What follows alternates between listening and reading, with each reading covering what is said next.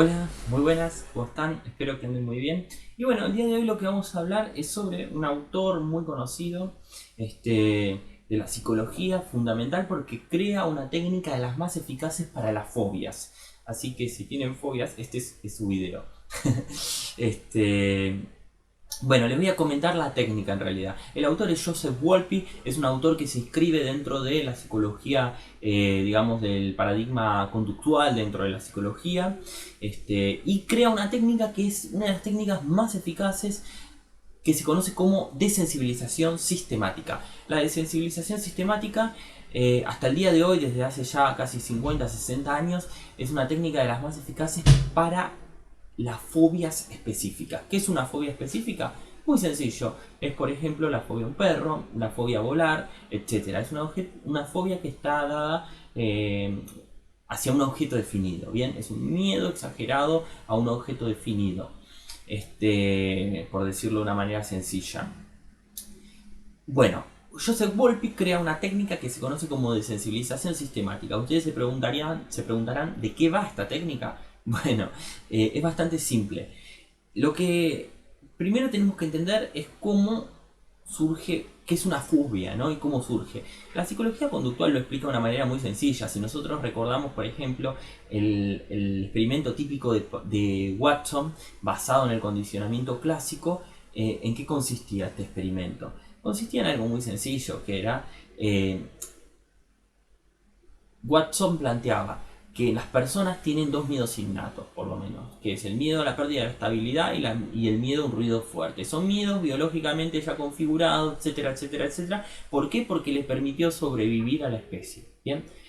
Estos miedos generan respuestas que ya están configuradas, obviamente. Como por ejemplo, yo escucho un ruido fuerte y lo primero que voy a hacer es mirar, ¿no? Un reflejo. No es que me pongo a pensar, voy a mirar. Eso es un reflejo. Es decir, genera que el foco atencional se centre en algo específico, genera muchas veces palpitaciones, aumento de la sudoración, nos preparan para enfrentar eso que puede llegar a ser peligroso. Lo que hizo Watson es muy sencillo, asoció ese miedo a un nuevo objeto, como puede ser en el caso del experimento de Watson, asoció un ruido fuerte ¿a qué? A la presentación de un conejo. Entonces ese niño le adquirió miedo, una fobia al conejo. ¿Qué es lo que pasa? Cuando uno adquiere una fobia, por lo general ya le tiene miedo y no se quiere acercar a ese objeto. Porque si uno se seguiría acercando, corroboraría que en realidad los conejos no generan ruidos fuertes ni nada peligroso. Entonces la fobia caería. Pero ¿qué es lo que mantiene una fobia? El hecho de que uno no se exponga a ese objeto. Les doy otro ejemplo. Si yo le tengo miedo a un perro porque alguna vez me ladró y nunca me acerco a un perro, y la verdad es que no voy a poder desconfirmar mi creencia de que los perros no hacen nada o que pueden hacer muy poquito daño. Ahora, si yo me acerco a un perro, porque por ejemplo mi vecino tiene uno y tengo que pasar todos los días, y con el tiempo voy viendo que el perro no me hace nada, que el perro me mueve la cola, que el perro me festeja cada vez que me ve, etcétera, y voy a terminar por dejar de tenerle miedo al perro. Es decir, que el exponerme al perro hace que la fobia caiga. Bien. La diferencia entre una fobia y por ahí un miedo racional es obviamente si un tigre es en vez de un perro, y digo, no sé, eso ya no sería una fobia, bien, sería algo biológicamente adaptativo que yo tenga miedo a un tigre. Ahora, si yo le tengo miedo a un chihuahua, bueno, probablemente no sea muy adaptativo. Bueno, ok. Entonces ya sabemos cómo surge una fobia y ya sabemos por qué se mantiene. Se mantiene básicamente por la evitación. Y sabemos que exponernos a ese objeto hace que la fobia caiga. El problema es que la mayoría de la gente no se va a exponer porque le da mucho miedo. Suena muy sencillo, pero la gente no se va a exponer. Joseph Wolpe crea un método que es el de la desensibilización sistemática, que consiste básicamente en hacer en principio que la persona se exponga de manera progresiva, gradual.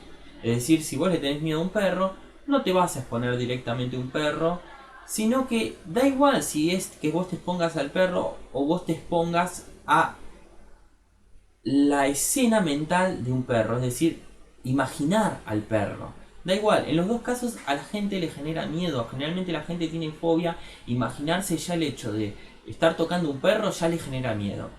Entonces, ¿cómo hacemos que la persona se exponga o a un perro de verdad o a esa escena de imaginarse tocando un perro?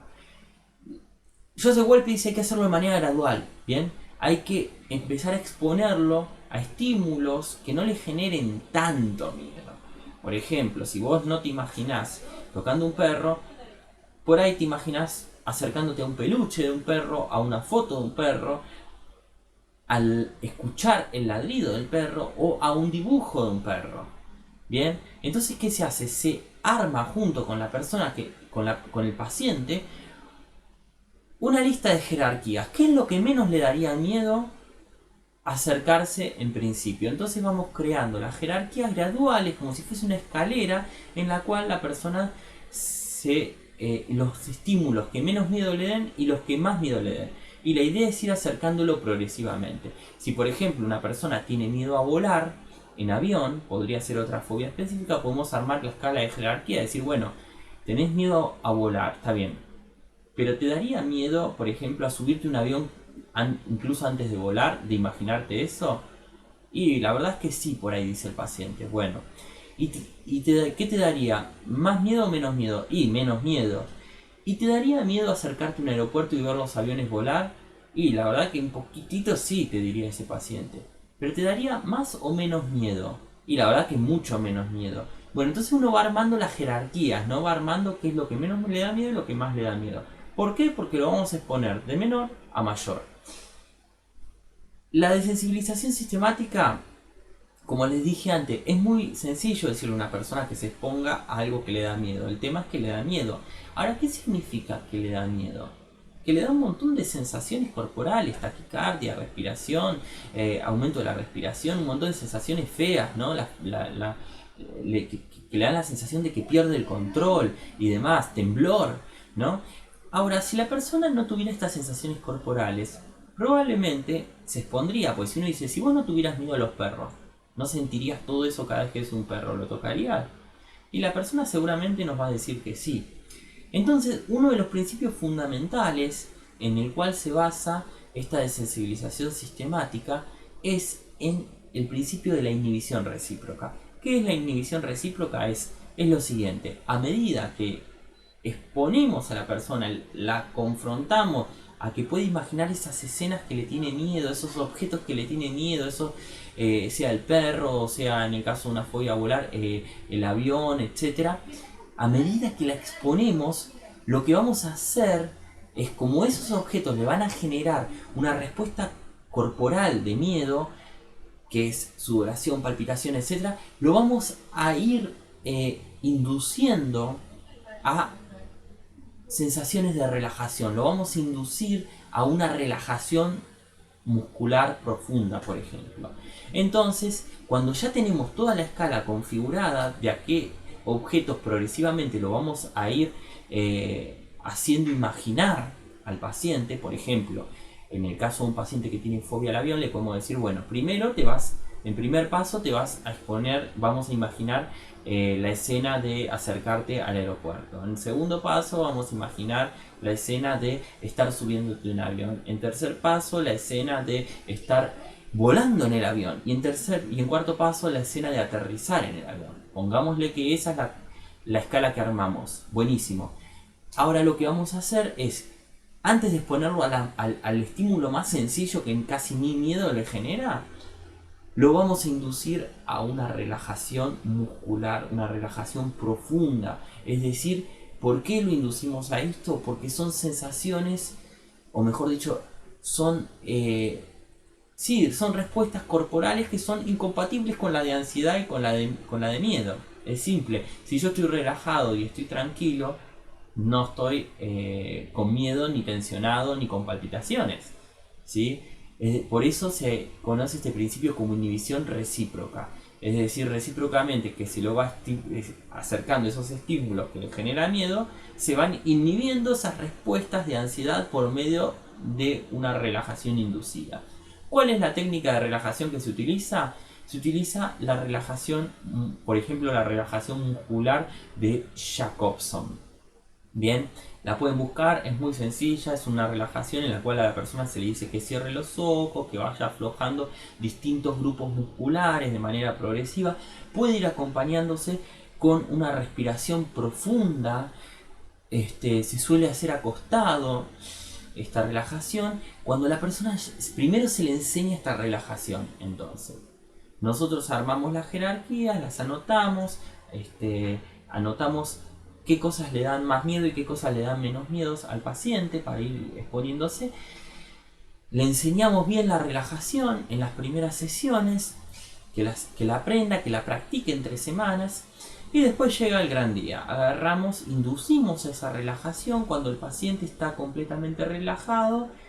Le pedimos por favor que piense o imagine esa escena, esa primera escena que es la más leve de todas,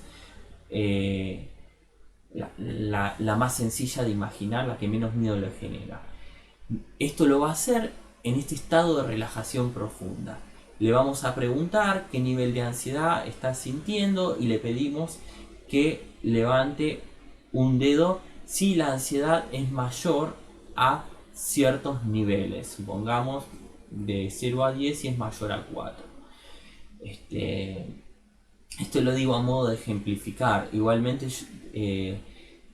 después les voy a dejar abajo paso por paso cómo se hace la técnica. Entonces la persona nos va indicando.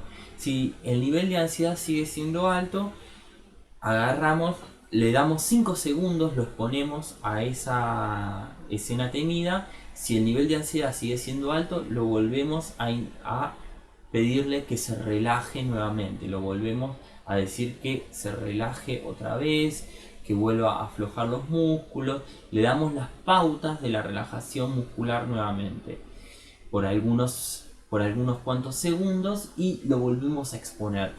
A medida cuando la persona ya puede exponerse y esa situación le deja de ser ansiógena, le deja de generar miedo, pasamos a la escena siguiente.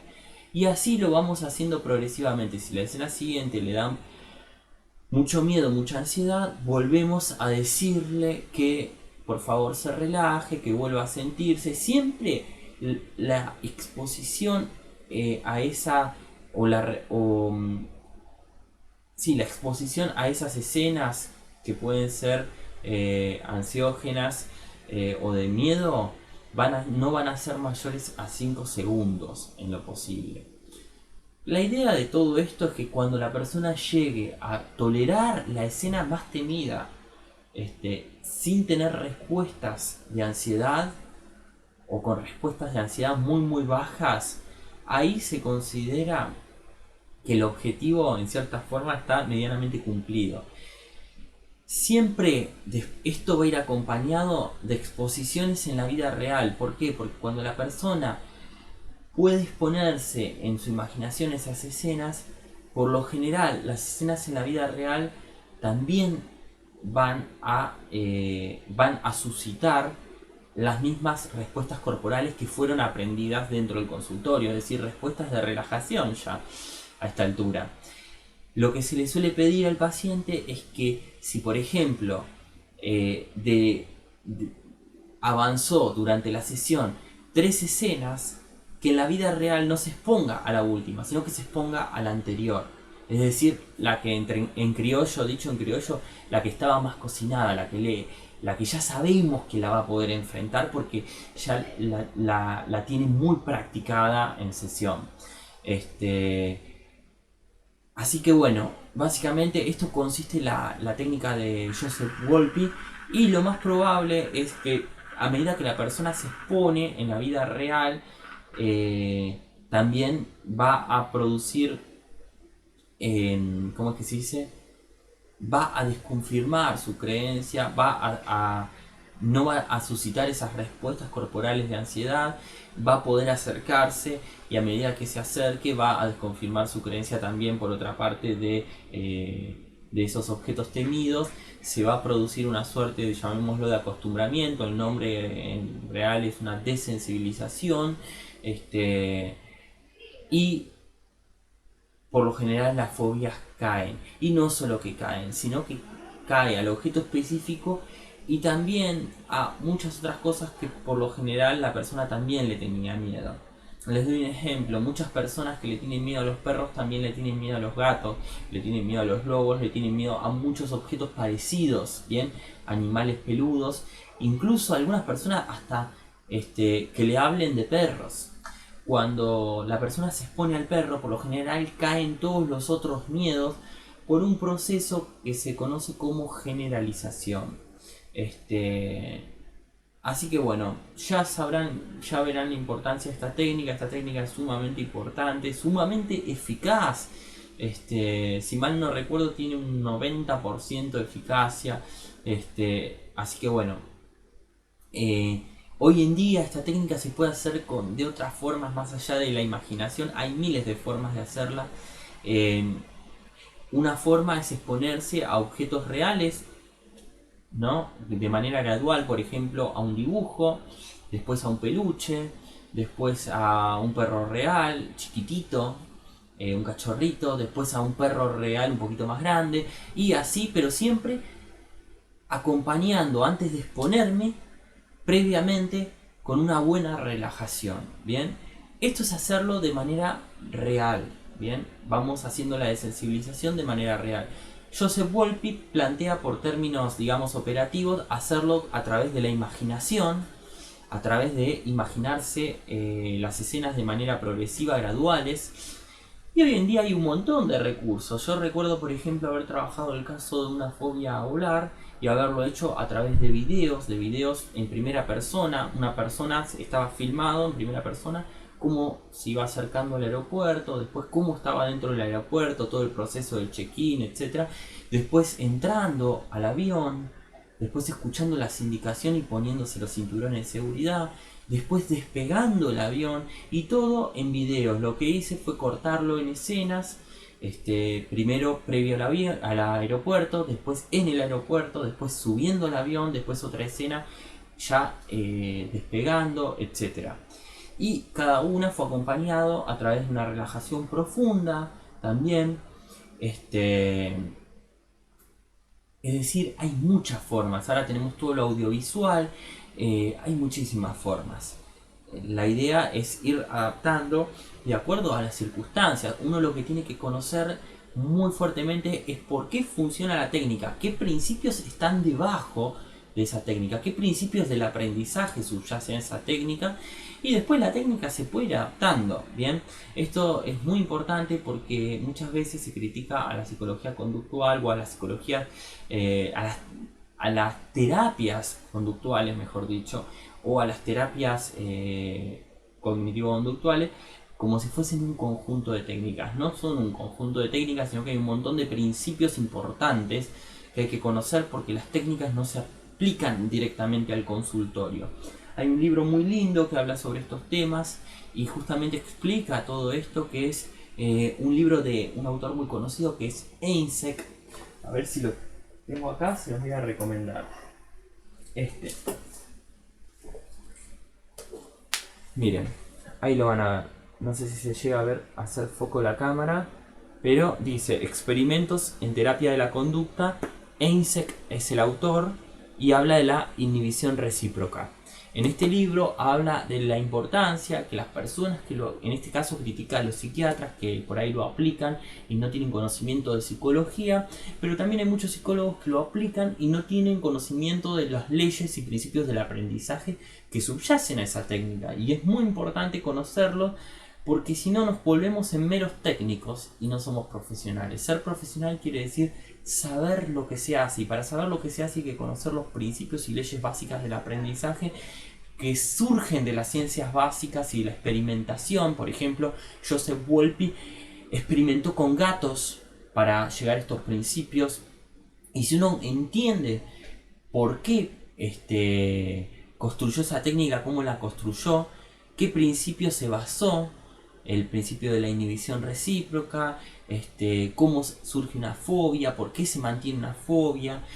Bueno, uno conoce todo esto, la técnica después la puede ir adaptando al caso por caso y a las particularidades, ¿sí? Y a las necesidades también, porque no es lo mismo si uno trabaja como psicólogo tiene la posibilidad de ir a la casa del paciente, cuando uno trabaja en el consultorio particular solamente, cuando trabaja en un hospital. No es lo mismo cuando la fobia es la fobia de un perro, que uno puede conseguir tranquilamente un perro en cualquier lado, cuando la fobia es un avión, bien, etcétera. Entonces es muy importante conocer los principios del aprendizaje, cómo funciona una conducta, entender por qué las técnicas se construyen como se construyen, en qué experimentos y en qué, en qué experimentos en qué experimentos están apoyados y demás cosas. Es decir, tener un conocimiento muy fuerte y no volvernos meros aplicacionistas, porque obviamente si nos volvemos meros técnicos, las técnicas no funcionan. Es así de fácil, pero no funcionan no porque las técnicas no funcionen, sino porque están mal aplicadas, porque estamos descuidando un montón de principios básicos que quizás no se están teniendo en cuenta y evidentemente hacen que la técnica no funcione. Así que bueno, les quería dejar esto,